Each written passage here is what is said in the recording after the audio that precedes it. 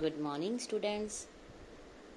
How are you? I think you have done your midterm exams very well. Now, let us start with our studies. Today, I am going to give my lecture for plus 1 political science. The name of the chapter is Nationalism. As you all have read in 10th class, nationalism in India, nationalism in Europe. Nationalism. What is the meaning of nationalism? Let us start with the topic introducing nationalism. If we were to take a quick poll of what people commonly understand by the term nationalism, we are likely to get responses which talk about patriotism, national flags, sacrificing for the country, and like other things.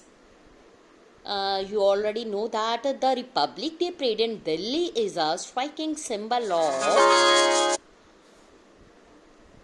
Indian nationalism, and it brings out the sense of power, strength, as well as diversity which many associate with the Indian nation.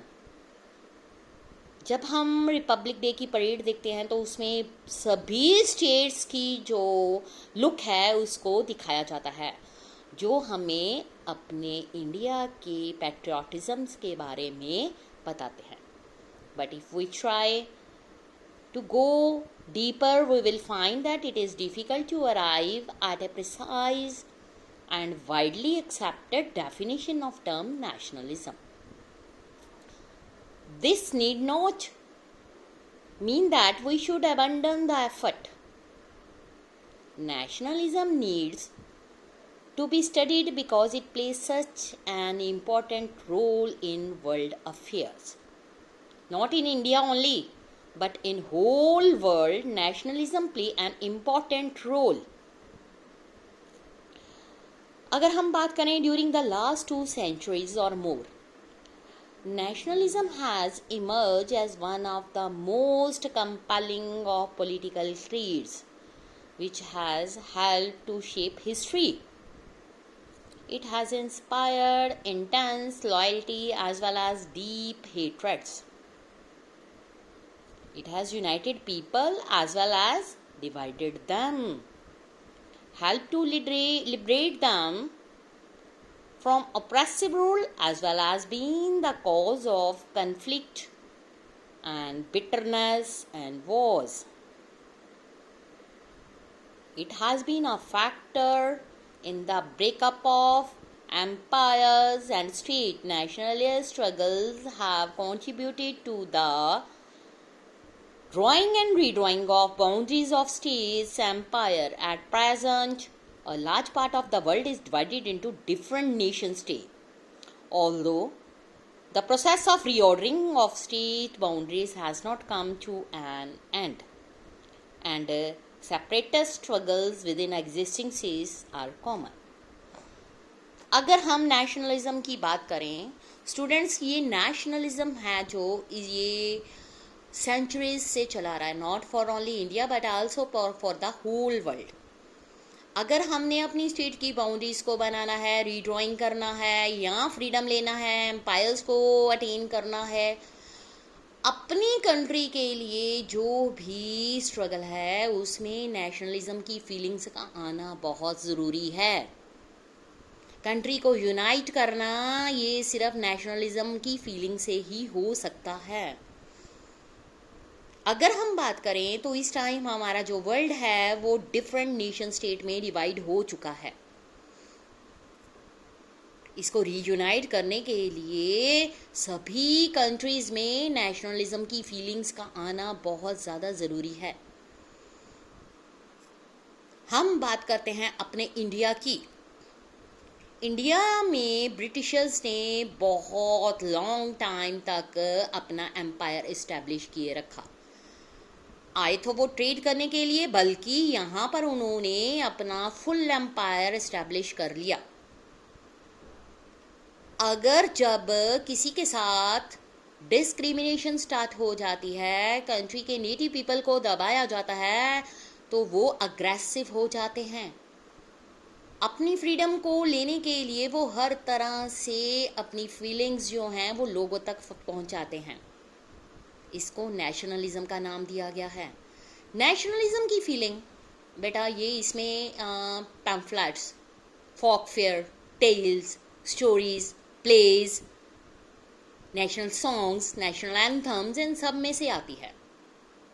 आप सबको पता है जब कभी भी national anthem होता है तो लोग उसको ओबे करने के लिए एकदम से स्टैंड होकर सल्यूट करते हैं। इवन कोई सिपाही, सोल्जर जो अपनी कंट्री के लिए अपने आप को, अपनी कंट्री के लिए अपनी सैक्रिफाइस कर देता है, तो उस सोल्जर के लिए नेशनलिज्म की फीलिंग लोगों में आ जाती है कि हाँ, इसने एनिमी के लिए अपनी आप को सैक्रिफाइस कर दिया। Nationalism has passed through many phases. For instance, to the 19th century, Europe. अगर हम यूरोप की बात करें, it led to the unification of a number of small kingdoms into larger nation state. ये 10th में chapter आपने शायद करा होगा जिसमें हमने किया था nationalism in Europe. Nationalism in Europe में ये था कि जो जर्मन, इटली, इन सब की यूनिफिकेशन हुई, जो लार्जर छोटी छोटी किंगडम्स डिवाइड हुई थी उनको एकदम से nation state, big nation state में डिवाइड कर दिया गया।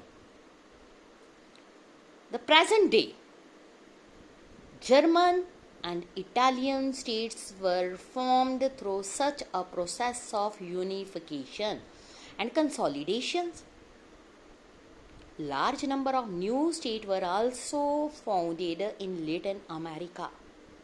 Along with the consolidation of state boundaries, local dialects, local loyalties were also gradually consolidated into state loyalties and common language. हर कोई चाहता है कि उसकी लैंग्वेज को प्रेफर किया जाए।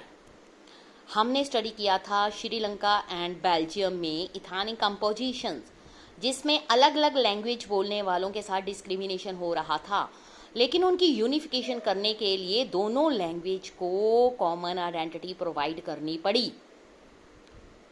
एक नेशन में नेशनलिज्म की फीलिंग तभी आ सकती है अगर गवर्नमेंट जो है सभी लोगों को इक्वल राइट्स और इक्वल आइडेंटिटी प्रोवाइड करे। उसके बाद आ जाओ,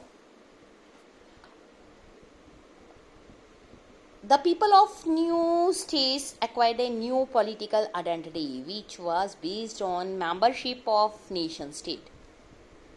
We have seen a similar process of consolidation. उसमें क्या किया गया है? Taking place in our country in the last century or more. But जो nationalism है also accompanied and contributed to the breakup of large empires. ठीक है, उसमें ये नहीं होता, कई बार ऐसा होता है कि कई बारी बहुत सारे कन्फ्लिक्ट्स आ जाते हैं। जैसे इन्होंने एग्जांपल ली है यहाँ पर Austro Hungarian and Russian empires. ये 20th सेंचुरी की बात कर रहे हैं यूरोप की, as well as the breakup of British, French, Dutch, Portuguese empires in Asia and Africa. The struggle for freedom from colonial rule by India and other former colonies were nationalist struggles inspired by the desire to establish nation state which would be independent of foreign control. हर कोई चाहता है उसको freedom मिले। ये freedom तभी successful हो सकती है अगर हमारी आइडेंटिटी जो है हमें मिल जाए। जब ब्रिटिशर्स ने हमारी कंट्री के ऊपर अपना कॉलोनियल रूल चलाया था तो जो इंडियंस थे उनको बिल्कुल प्रेशराइज्ड किया जा रहा था।